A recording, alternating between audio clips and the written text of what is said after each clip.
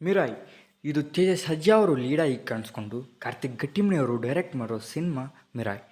Cinema ಟ್ರೇಲರಿಂದ ಸ್ವಲ್ಪ ಪೋಸ್ಟರ್ಗಳಿಂದ hype ಪಡ್ಕೊಂಡಿತ್ತು. ನನಗೆ ಸ್ವಲ್ಪ ಇಷ್ಟ ಆಗಿರೋ ಜಾನರ್ ಕೂಡ ಹೌದು.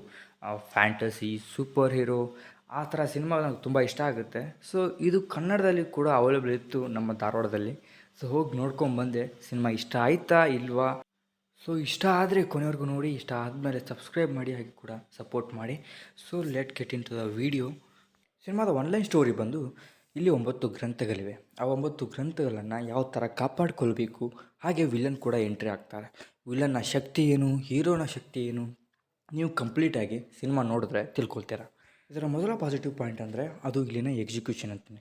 ಥ್ರೂಔಟ್ ದ ಸಿನಿಮಾ VFXನ ಚೆನ್ನಾಗಿ ತೋರಿಸಿದ್ದಾರೆ. ಈ ಸಿನಿಮಾದಲ್ಲಿ ಒಳ್ಳೆ ಸೆಟ್ಸ್ಗಳನ್ನು ಹಾಕಿದ್ದಾರೆ. ಒಳ್ಳೆಯ ರೀತಿ ಮೇಕಿಂಗ್ನ ಈ ಸಿನಿಮಾ ಕೊಡುತ್ತೆ. ಒಳ್ಳೆ ಕ್ವಾಲಿಟಿಯಲ್ಲಿ ಈ ಸಿನಿಮಾ ಇದೆ. ಸೊ ಇದಕ್ಕೆ ಕಾರ್ತಿಕ್ ಗಟ್ಟಿಮನಿ ಅವರೇ DOP ಆಗಿರೋದ್ರಿಂದ ಗಟ್ಟಿಯಾಗಿ ಒಳ್ಳೆ ಫ್ರೇಮ್ಸ್ನ, ಒಳ್ಳೆ VFXನ, ಒಳ್ಳೆ ಥರ ಸಿನಿಮಾನ ಕಟ್ಕೊಟ್ಟಿದ್ದಾರೆ. ಥ್ರೂಔಟ್ ಸಿನಿಮಾ ನನಗೆ ಸಖತ್ ಇಷ್ಟ ಆಯಿತು. ಇದಕ್ಕೇನೆ, ಈ ಕ್ವಾಲಿಟಿಗೇನೆ.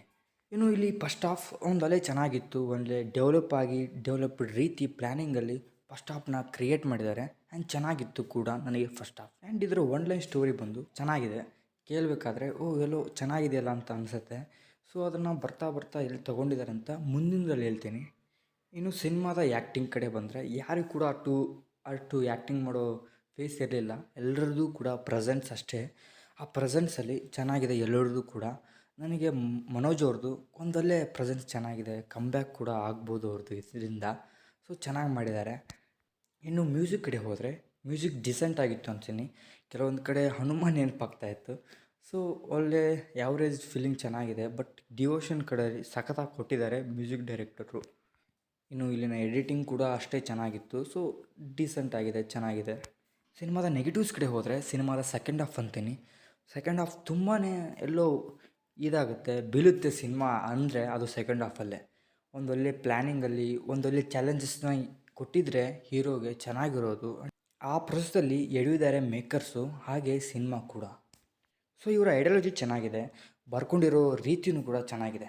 ಬಟ್ ಕೆಲವೊಂದು ಕಡೆ ಇನ್ನಷ್ಟು ಬೆಟರಾಗಿ ಒಂದೊಳ್ಳೆ ರೈಟಿಂಗ್ ಇದ್ದಿದ್ರೆ ಚೆನ್ನಾಗಿರೋದು. ಸೊ ಕೆಲವೊಂದಷ್ಟು ಕ್ಯಾರೆಕ್ಟರ್ನ ಇಟ್ಟಿದ್ದಾರೆ. ಆ ಕ್ಯಾರೆಕ್ಟರ್ಗಳು ಕೆಲವೊಂದು ಸಲ ಫೋರ್ಸಬಲ್ ಅಂತ ಕೂಡ ಅನಿಸುತ್ತೆ. ಇನ್ನೇನಕ್ಕೂ ಆ ಥರ ಫೀಲಿಂಗ್ನ ಇಲ್ಲಿ ಬರ್ಸಿದೆ ಈ ಸಿನಿಮಾ ಅಂತ ಅನಿಸುತ್ತೆ. ಸೊ ಇನ್ನಷ್ಟು ಚೆನ್ನಾಗಿ ರೈಟಿಂಗಲ್ಲಿ ಈ ಸಿನಿಮಾ ಕಂಪ್ಲೀಟ್ ಆಗಿದ್ರೆ ಒಂದು ಒಳ್ಳೆ ಎಕ್ಸ್ಪೀರಿಯನ್ಸ್ ಕೊಡ್ತಿತ್ತು. ಆ್ಯಂಡ್ ಸಖತ್ತಾಗಿರೋ ಎಲಿಮೆಂಟ್ಸ್ನ ಇಟ್ಟಿದ್ರೆ ಇನ್ನಷ್ಟು ಚೆನ್ನಾಗಿರೋದು ಈ ಸಿನಿಮಾ.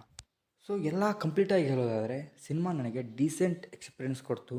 ನನಗೆ especially fantasy, super hero cinema ಇಷ್ಟ ಆಗಿರೋದ್ರಿಂದ ನನಗೆ ಈ ಸಿನಿಮಾ ಡೀಸೆಂಟ್ ಆದರೂ ಎಕ್ಸ್ಪೀರಿಯನ್ಸ್ ಕೊಡ್ತು.